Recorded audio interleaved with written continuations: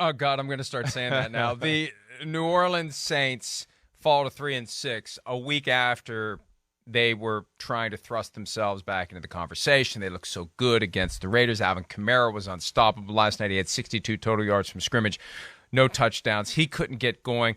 The offense couldn't really get going. Season lows of 243 total yards, 13 first downs. They were 3 for 11 on third down, and a lot of it is the difference between playing a bad defense and a good defense. We're getting to the point in the season where they're separating, and we're starting to figure out. That first month, we're like, we don't know who's good, and we don't know who's bad. We got to play more of these games. Right. Now we're getting to the point where we're figuring out who is and who isn't. Yeah. Raiders aren't, Ravens are. Right. And therefore, Saints have a tough night at home trying to move the ball and score points. Yeah, I think you're right, Mike, too. I mean, they've had moments, the Saints. We've talked about this where, wow, I mean, the offense looks legit. I mean, they were flirting with a top 5 offense in football here for the last few weeks. Last night's going to change that a little bit. But I think your point, Mike, about we're figuring it out. Like, okay, great. Statistically, the Ravens, and I'm going to make sure I get this right here, just on the defensive side of the ball. Well, what did I see? They're 19th in football, okay? All right, but you're right. It's better than 19th in football. It's skewed because of early season mishaps and idiot plays and, not communicating and whatever else. It's like the same with the Tennessee Titans, what we saw. Like, we can't go by what their ranking is in total yards per game right now. Tennessee Titans, you look at them right now, they're 22nd in football. Not the last 4 weeks, they're not.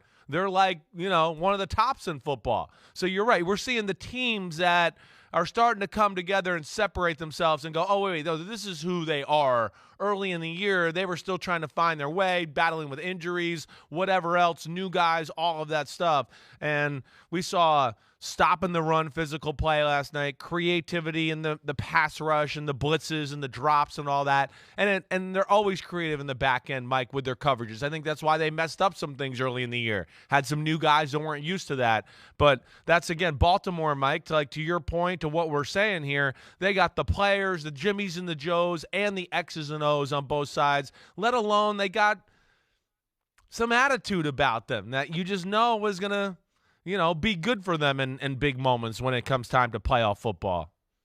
Yeah, that's John Harbaugh. We've talked about how messages can get stale. He's been there for 15 years. The roster has turned over enough, but he's got a very fundamental, basic, old-school football mindset, and there's an element of toughness that needs to be introduced by any coach at the NFL, no matter how specialized, detailed, and safe the game gets. It's still a very physical, brutal sport, and you have to have guys who are going to go out there and impose their wills on the other team, and that's what the Ravens tend to do. Now, the quarterback situation in New Orleans has been confusing. Jameis Winston got injured, and then he's kind of been quietly benched for Andy Dalton. Right. And Dalton had been systematically getting better. It wasn't good last night. After the game, Saints coach Dennis Allen discussed the question of whether he considered making a quarterback change during the game. Let's hear what he said.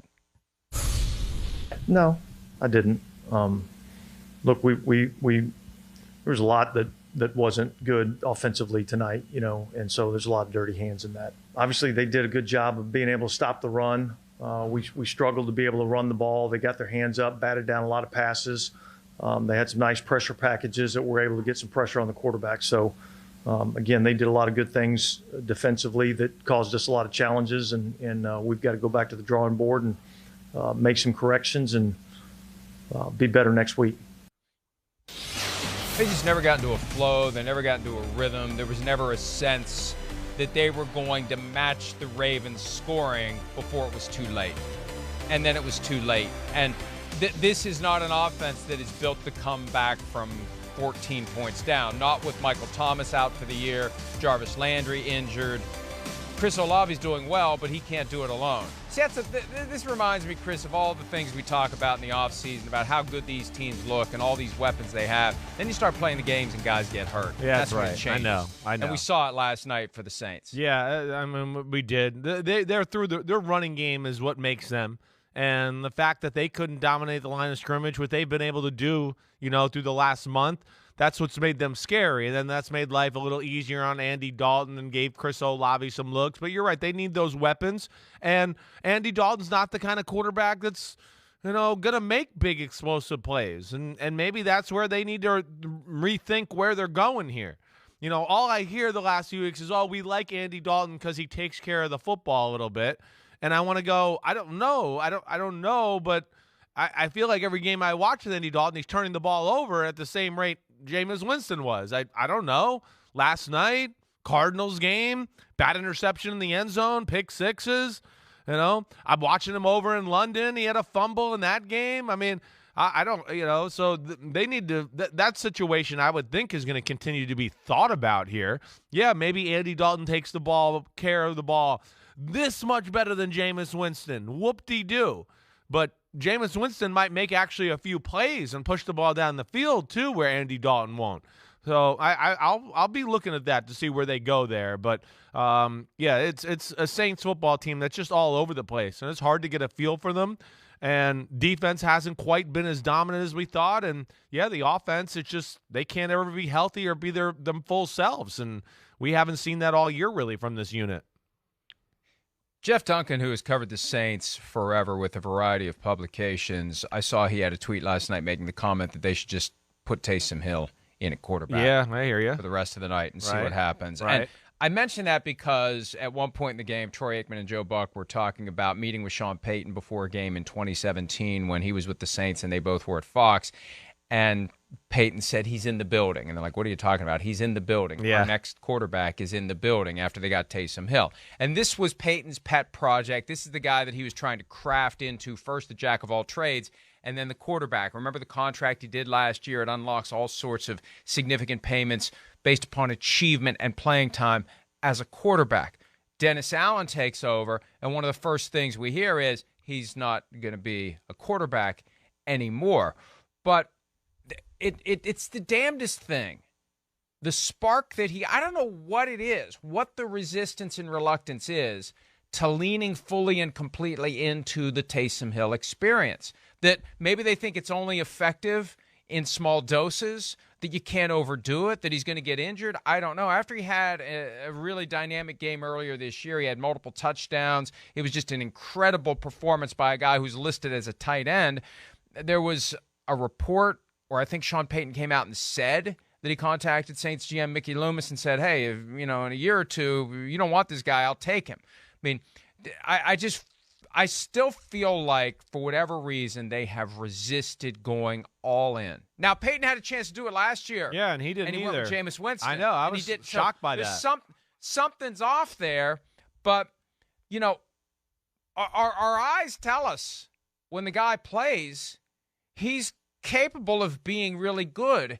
There's just something missing in that process of meeting room, practice field to playing field that's not getting him more opportunities. But if your choices are Andy Dalton and Jameis Winston, why aren't you thinking about the guy who's capable of giving us these flashes of, holy crap, look at what this guy can do? Yeah, Mike, I'm not going to argue with you much there. I'm not. I didn't understand that last year. I was surprised that they ended up going with Jameis Winston. I was.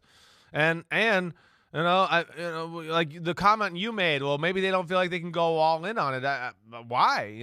I don't know. We have other teams that have gone all in on that. He throws the ball well enough to make it happen and still balance it all out and make it work. The Ravens went all in on it with Lamar Jackson. Exactly. Jalen Hurts and that group, they've done a similar thing. I mean, well, we're watching Justin Fields as he develops more as a passer and a pocket passer. They're doing it. So it's totally capable, let alone they're built for it. They're more built for that than I would say than Andy Dalton surgically picking people apart, which really ain't going to happen all that often. It's a nice thought, and we can all give it a good story, but that's like that doesn't happen.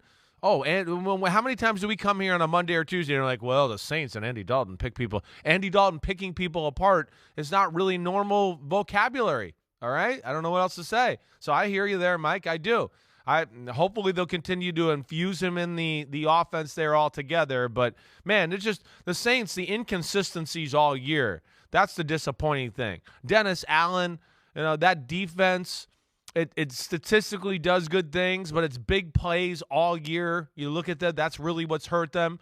And then they have moments or games where you go, whoa, they're dominant. Ooh, that was the team I remember. And then, the next week it falls off. Offensively, it's a little the same thing too.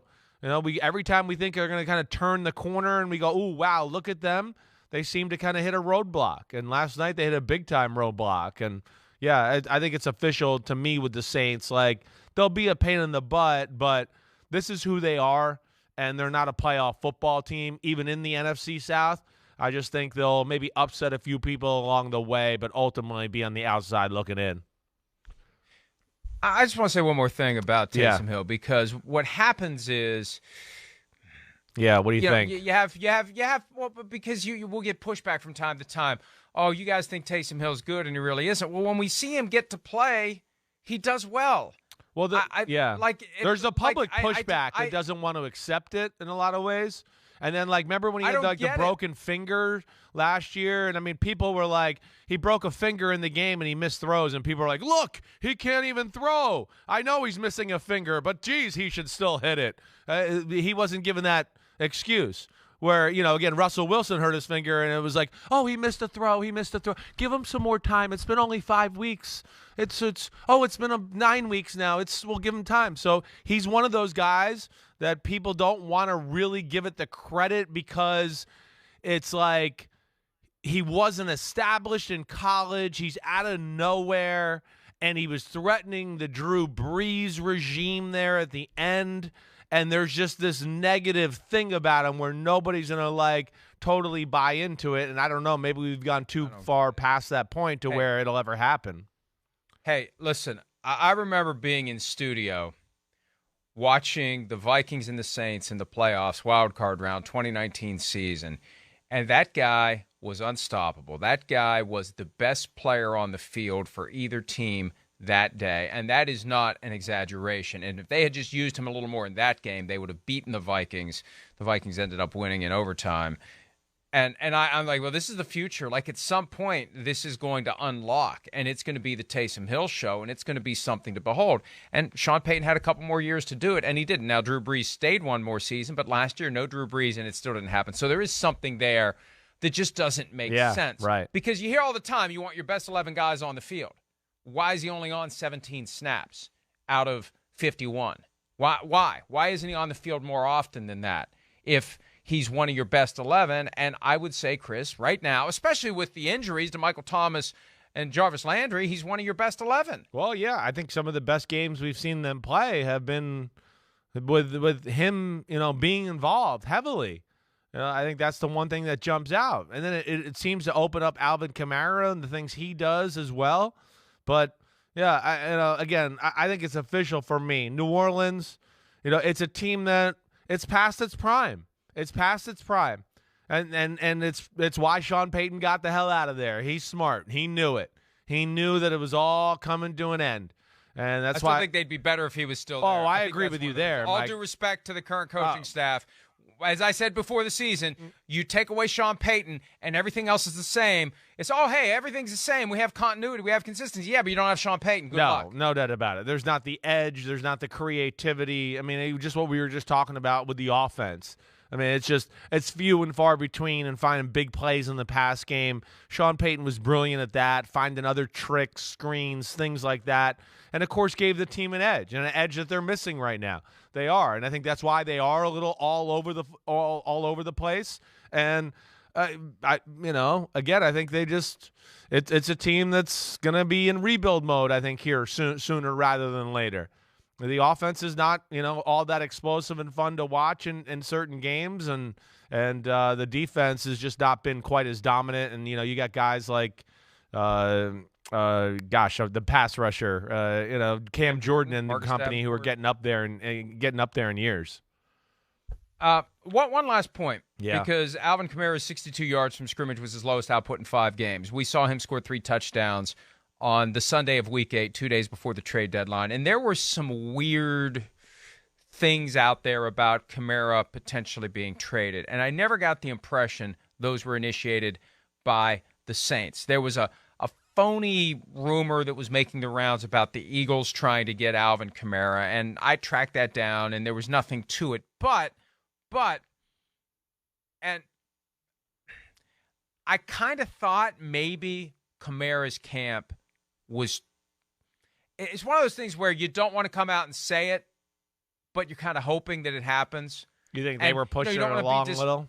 I think there may have been some restrained optimism that something would happen for Kamara.